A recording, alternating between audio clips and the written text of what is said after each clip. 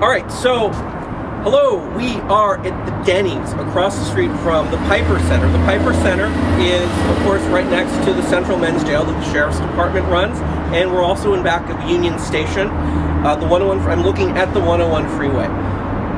This is a very odd neighborhood, populated mostly by bail bondsmen and this wonderful restaurant and the city archive in back of me at the Piper Center.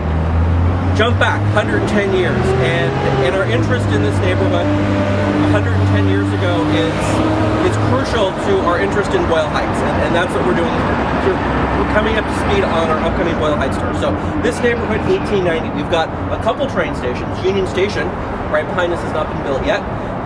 We've got the Bethlehem Institute, and I want to come back to that in a second, but before we get there, this church that this man William Bartlett founded is in the middle of essentially a red light district. What is now Union Station was Chinatown. Sonora Town was across the street on Alameda, and First Street was just saloons. So take it away. So you are Mark. You are Mark Wild. You are a professor of history at Cal State Los Angeles. That's right. Okay.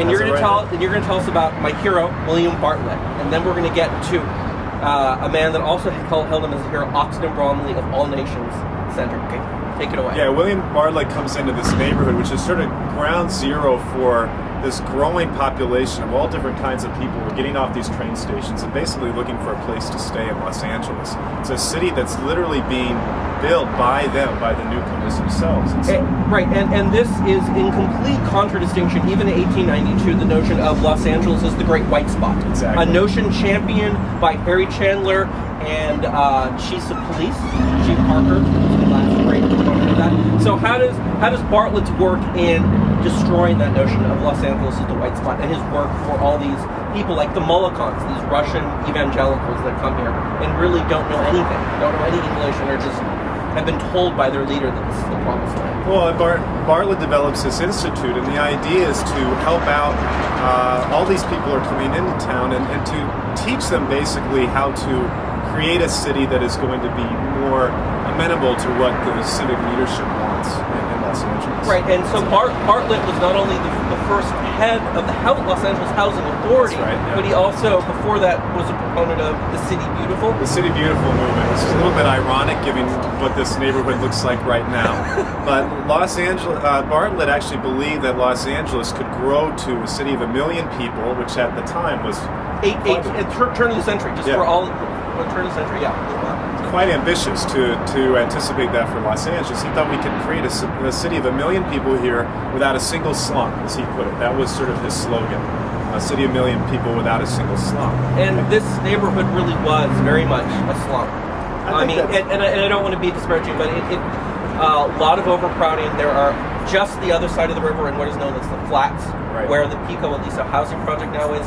That neighborhood was really very much emotionally attached to this neighborhood, and that neighborhood, and we'll talk about that later, the neighborhood still really has a lot of problems that Bartlett was actively trying to solve in his time there. It was a mixed ethnic, a port of entry neighborhood, and it was also a mixed use industrial area. I mean, you had factories, you had slaughterhouses all around here. It was not especially sanitary place to live in. But a great challenge for a man who really felt it was his mission to bring people into Los Angeles, make them citizens, and that's what's really pissing people off, is make them citizens, educate them, and give them a good start. Exactly. Let's, we're at Union Station, essentially. I want to emotionally jump over the freeway and get over to Skid Row, Central City East. I want to go to what is now Gladys Park on 6th Street, and I want you to tell me about Brumley Oxnam, whose hero was William Bartlett, who founded All Nations Church in 1919. Thereabouts, yeah. Let's say 1919, because it was just at the end of World War I, and I want to bring that up just at the very end. So we've got this church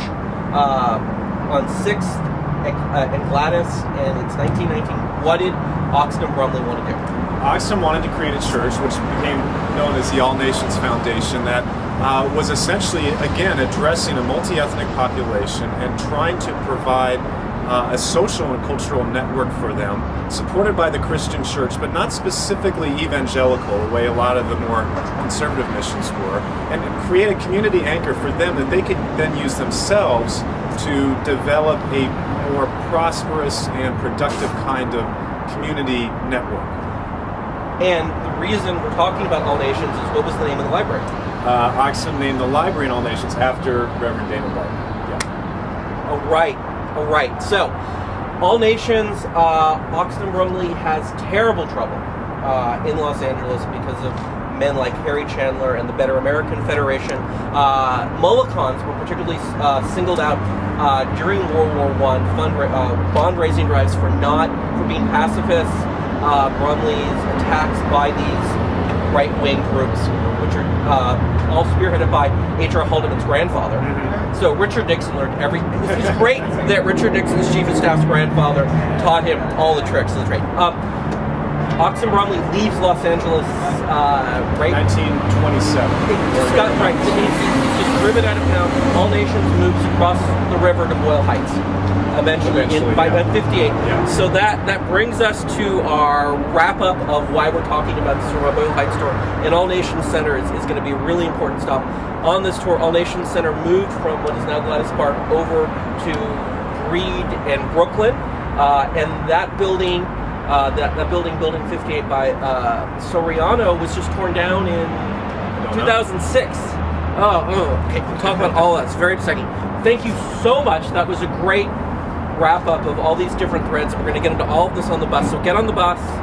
God bless you. We have a lot more things to do, and you'll see us again later. That's good. Bye-bye.